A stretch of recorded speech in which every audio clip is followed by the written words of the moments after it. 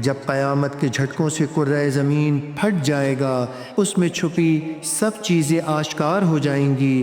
اس وقت زمین کے وہ درخت جن کی گھنی چھاؤں میں وہ داد عیش دیتا رہا، اور وہ چٹانیں جن کی اوٹ میں وہ گناہوں کی بزمیں آباد کرتا رہا، وہ چشمدید گواہوں کی طرح گویا ہو جائیں گے، اور اس کے اعمال کا کچا چٹھا کھول کر سامنے رکھ دیں گے۔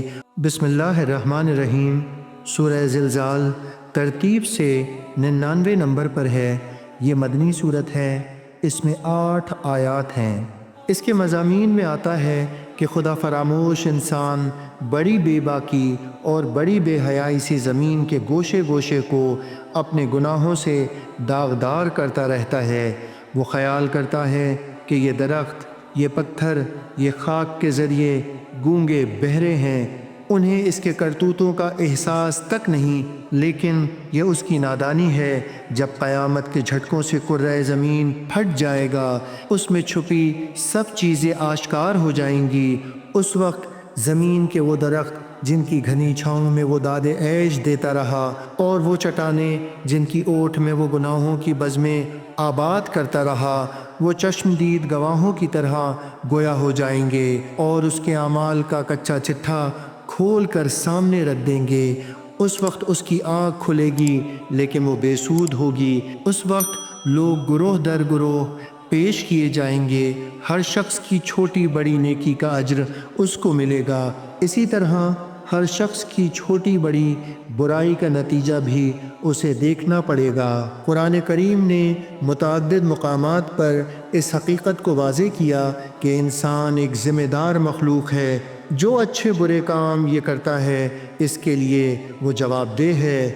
فرمایا، کیا تم یہ سمجھتے ہو کہ ہم نے تمہیں بے فائدہ پیدا کیا ہے اور تمہیں ہماری طرف لوٹایا نہیں جائے گا؟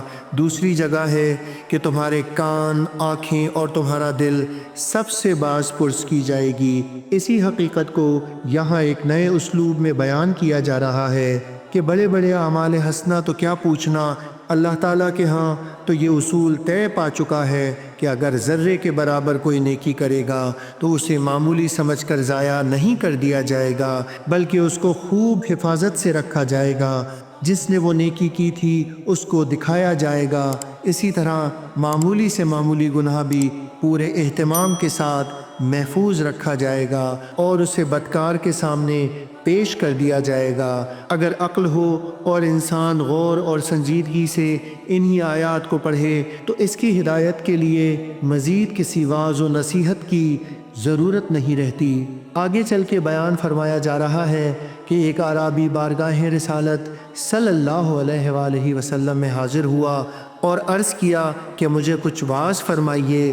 حضور نے یہی صورت پڑھ کر اسے سنا دی۔ سن کر کہنے لگا کہ آپ کے رب کی قسم، مجھے اب اس سے زیادہ واعظ کی ضرورت نہیں رہی، اور رخصت لے کر واپس جانے لگا۔ حضور صلی اللہ علیہ وآلہ وسلم نے 2 بار فرمایا، یہ شخص کامیاب ہو کر جا رہا ہے۔